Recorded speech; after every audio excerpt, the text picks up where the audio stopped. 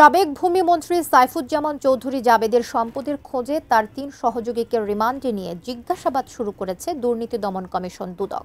এদিকে চট্টগ্রামে আন্তর্জাতিক ইসলামী বিশ্ববিদ্যালয় থেকে প্রায় ১৩ কোটি টাকা আত্মসাতের অভিযোগে চট্টগ্রাম ১৫ আসনের সাবেক এমপি আবু রেজা মোহাম্মদ নেজামুদ্দিন নদভী সহ ১৬ জনের বিরুদ্ধে মামলা করেছে সংস্থাটি। সাইফুজ্জামান চৌধুরী জাবেদ ক্ষমতাচ্যুত আওয়ামী লীগ সরকারের সাবেক এই মন্ত্রী লুটপাটের প্রমাণ পেয়ে এরই মধ্যে একাধিক মামলা করেছে দুর্নীতি দমন কমিশন। তার সঙ্গে উঠে এসেছে তার অনেক সহযোগীর নাম। স্বাস্থ্যকর অল টাইম ফ্যামিলি কেক, সব সময় অল টাইম হেলদি লাইফ।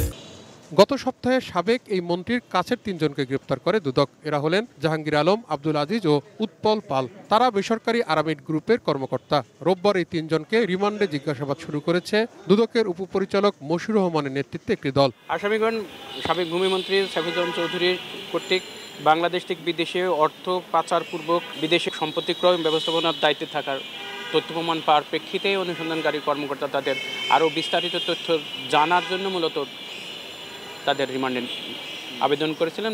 প্রেক্ষিতে বিজ্ঞ আদালত তাদের রিমান্ড মঞ্জুর করেছেন। এদিন আন্তর্জাতিক ইসলামী বিশ্ববিদ্যালয় চট্টগ্রাম থেকে প্রায় ১৩ কোটি টাকা আত্মসাতের অভিযোগে চট্টগ্রাম ১৫ আসনের সাবেক এমপি ও বিশ্ববিদ্যালয়ের ট্রাস্টি বোর্ডের সাবেক চেয়ারম্যান আবু রেজা মোহাম্মদ নেজামুদ্দিন নদভী সহ ১৬ শিক্ষক কর্মকর্তার বিরুদ্ধে মামলা করেছে দুদক। ট্রাস্ট আইন ও বিধি বহির্ভূতভাবে যোগসাজশ ও ক্ষমতার অপব্যবহার করে ট্রাস্টের চেয়ারম্যান সহ মোট ১৬ জন এই অভিযোগে অভিযুক্ত হয়েছেন। প্রাথমিকভাবে তাদের বিরুদ্ধে তথ্য প্রমাণ পাওয়া গেছে।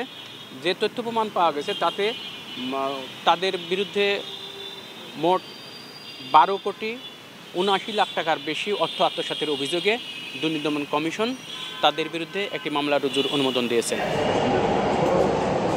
আর দুদকের রিমান্ডে থাকা ফারাইজ লাইফ ইন্স্যুরেন্সের সাবেক চেয়ারম্যান নজরুল ইসলামের শাস্তি এবং গ্রাহকের ৪.৫ কোটি টাকা উদ্ধারের দাবিতে সেগুনবাগিচায় দুদকের কার্যালয়ের সামনে মানববন্ধন করেছেন আমানতকারীরা। তারা এই মানুষগুলিকে পথে বসিয়ে দিয়েছে। তাহিদ সৌরভ, এটিএন নিউজ, ঢাকা।